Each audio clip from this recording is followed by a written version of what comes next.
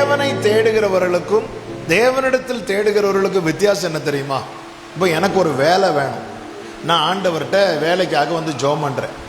வேலைக்காக நான் தேவனை தேடுகிறவனா இருப்பேன்னா, ஒரு வேலை அந்த வேலை கிடைக்கலன்னு வைங்களேன், கிடைக்கலன்னா நான் என்ன பண்ணுவேன்? ஆண்டவரை விட்டு விலகிடுவேன். வேலை கிடைச்சுன்னு வைங்களேன், கிடைச்சாலும் நான் என்ன பண்ணுவேன்?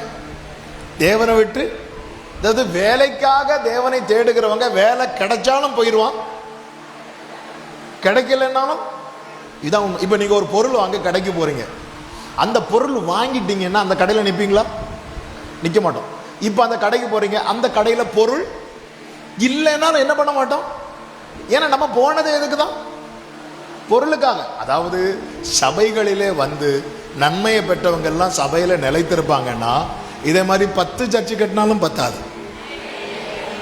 ஆமே, ஹல்லேலூயா.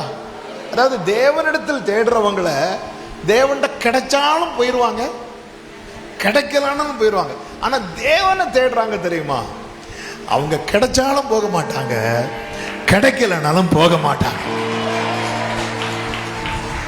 இப்படிப்பட்டவங்களுக்கு தேவன் பாராட்டுகிற கிருபை என்ன தெரியுமா?